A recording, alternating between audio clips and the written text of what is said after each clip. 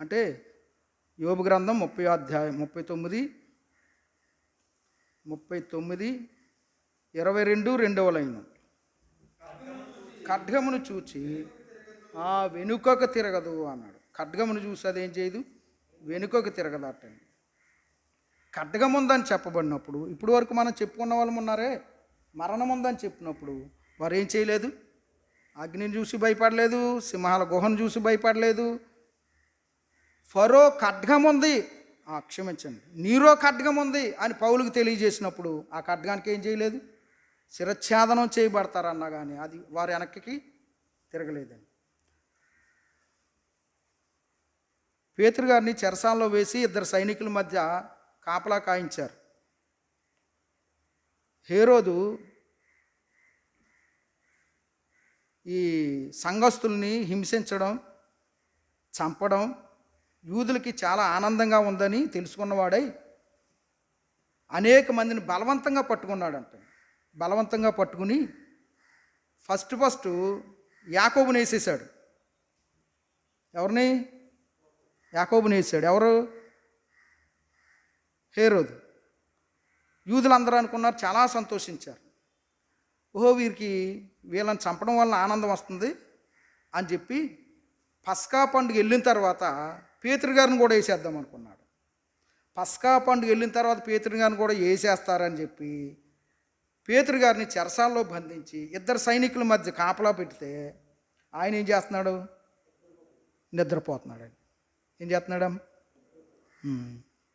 తెల్లవారితే చంపుతారు, ఖడ్గం చేతే చంపుతారు, కానీ వెనక్కి తిరిగిన వాడు కాదు. ఒక పుస్తకంలో ఏమని ఉందంటే, పేతురు గారు పిరుకోడు, పేతురు గారు బాబు నేను యేసు ప్రభుని వదిలేస్తానంటాడు, అందుచేత అతనికి పిరికితనం రాకూడదు ప్రభు అని సంఘమంతా అత్యాశక్తితో ప్రార్థన చేసిందంట. మీకు అర్థమైందా?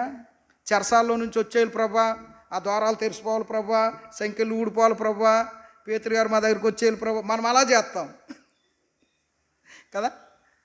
పేతురు గారు వచ్చి తలుపు కొట్టినప్పుడు అతను స్వరమే ఉన్నటువంటి ఆ చిన్నది వెళ్ళి చెప్పినప్పుడు వాళ్ళు ఆశ్చర్యపోయారు. పేతురు గారు రావడం ఏంటి అంటే వారు దేని కొరకు ప్రార్థన చేయలేదు, ఆయన రమ్మని ప్రార్థన చేయలేదు, కానీ ఆయనకి పిరికితనం రాకుండా ప్రార్థన చేశారనమాట. దేవుడు ఏం చేశాడు? నిద్రపోతున్న పేతురు, మరణమే దగ్గర ఉంది, ఖడ్గమే ఉందని తెలిసినా కానీ ఏం చేస్తున్నాడు? వెనకకి తిరిగినవాడు కాదు. నీ పరిస్థితులు, పౌలు కూడా అంటాడు, ఖడ్గమా, కరవ, బాధ, ఇరుక, ఇబ్బంద ఏదైనా సరే క్రీస్తు ప్రేమ నుండి నన్ను ఎడబాపలేదు. ప్రియులారా, ఇంకా చదువుదామా? 24వ వచనం. 24వ వచనం.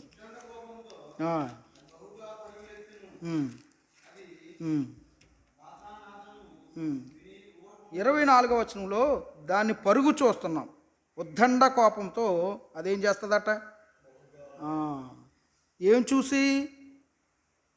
అంబుల పొదయు తలతలలాడు ఈటెలను బల్లెమును దాని మీద గలగలలాడుచున్నప్పుడు యుద్ధ శబ్దం వినబడుతున్న కొలది దానికి ఇంకేమొస్తుంది? కోపం వస్తుంది అంట. ఉద్దంట కోపంతో అది బహుగా పరిగెడుతుంది కదా. మన మీదకి ఖడ్గం వచ్చినా, శ్రమలు వచ్చినా, బాధలు వచ్చినా కానీ మనలో ఇంకేం పెరగాలి? కసి పెరగాలి. ఏ కసి పెరగాలి? ముందుకు పరిగెత్తాలనే కసి పెరగాలి. ప్రభు కొరకే ప్రయాసపడాలి, ప్రభు కొరకే బ్రతకాలి, ప్రభు కొరకే పరిగెత్తాలి. ఆ మంట చల్లారిపోకూడదు, ఆ కసి చల్లారిపోకూడదు. ఉద్దండ కోపం ఉండాలి. దేని మీద? పరిస్థితుల మీద. అర్థమైందండి? ఈ పరిస్థితులు నన్ను ఆపలేవు. ఆ గుర్రం ఆ కత్తుల శబ్దానికి, ఆ ఈటెల శబ్దానికి అది ఇంకా కోపంతో ఏం చేస్తుంది? ఆ యుద్ధ భూమిలో పరుగులెడుతూ ఉంది తప్ప అది భయపడి వెనక్కి ఎక్కడికో దూరంగా పారిపోయినది కాదు. మొదటి శతాబ్దంలో సంఘమునకు గొప్ప హింస కలగగా వారు భయపడిన వారు కాదు. వారు ఏం చేస్తున్నారు? వారు సంచరించుచు సువార్త ప్రకటించుచు అన్నాడు. సువార్త మీద వారికి ఉన్న కసి చూడండి, ఆత్మల మీద వారికి ఉన్న కసి చూడండి. వారు ఇంకేం చేస్తున్నారు? పరిగెత్తుతూ ఉన్నారు.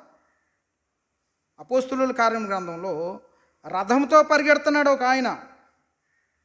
ఫిలిప్పు రథంతో పరిగెడుతున్నాడు. దేని కొరకు?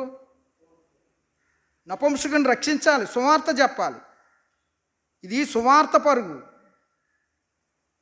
నా పరుగు కడముట్టించి తిని నా విశ్వాసమును కాపాడుకుని, విశ్వాసమును కాపాడుకోవడానికి పరిగెత్తాలి. ఎందుకంటే ఒకడు తరుముతూ ఉన్నాడు, నేను మృంగేద్దామని. దొరికావా మృంగుతాడు. ఇశ్రాయేలీయులు ప్రయాణం చేస్తున్నాడు. బలహీనులైన వారిని ఏం చేసేవారు? వెనకాల చంపేస్తూ ఉండేవారు. బలహీనులైన వారిని, నీరసగిలిన వారిని, నడవలేని వారిని చంపేస్తూ ఉండేవారు కదండి. స్థానిక సంఘం ప్రతి వారు కూడా ఎలా ఉండాలి? బలంగా ఉండాలి, పరిగెత్తేవారుగా ఉండాలి. నీరసంగా సొమసిల్లిపోయిన వారుగా ఉంటే ప్రమాదం ఉంది వెనకాల కదండి. ఇంకేమంటాడు? 25వ వచనం.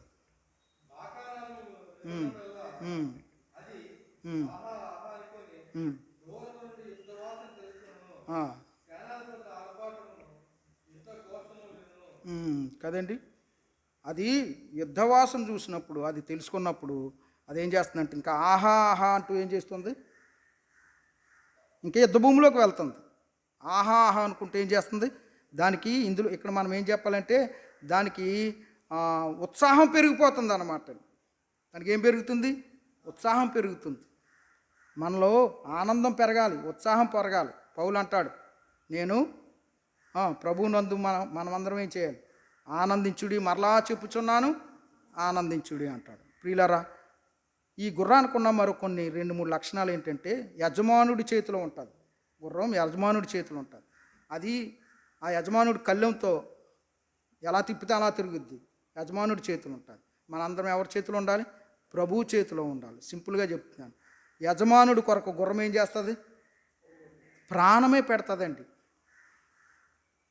సముద్రం పొంగుతుంటే 2 పాయలయ్యి ఆ ఫరో సైన్యం గుర్రాలని, రథాలని పరుగులు తీస్తుంటే ఆ యజమానుడి చేతిలో ఉన్నవి యజమానుడి కొరకు మరణించడానికి వెళ్ళిపోయినాయి.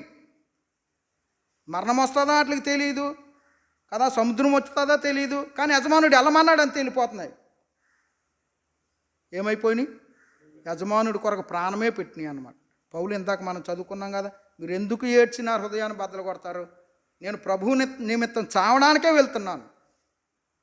షడ్రకు, మేషకు, అబేద్నెగోలు ప్రభువు నిమిత్తం చావడానికే వెళ్ళారు. దానియేలు చావడానికే వెళ్ళాడు కదా, యజమానుడి కొరకు చనిపోవడం. మరి మన ప్రభు అయిన యేసుక్రీస్తు వారు దేవుడు తన కొరకు నిర్ణయించిన మరణం కొరకే వచ్చాడు భూమి మీదకి. మరణ భయం చేత ఉన్న మనల్ని మరణం మీద జయం ఇవ్వడానికి ఆయన ఏం చేశాడు? ఆ మరణాన్ని పొందాడు. ప్రభువు కొరకు, మన కొరకు మరణం పొందాడు. ఆయన నియమించిన మరణాన్ని ఆయన పొందాడు. యజమానుడి కొరకు ప్రాణం పెట్టే సంఘంగా ఉండాలి. యజమానుడి కొరకు ప్రాణం పెట్టే వ్యక్తులంగా మనం ఉండాలి. అప్పుడు ఏమో నీ మరణం నా మరణం ఎలా నిర్ణయించబడిందో తెలియదు. అతడు ఎట్టి మరణం ద్వారా దేవునికి మహిమ కలుగుతుందో అన్నాడు యోహాను సువార్త ఆఖరు అధ్యాయంలో.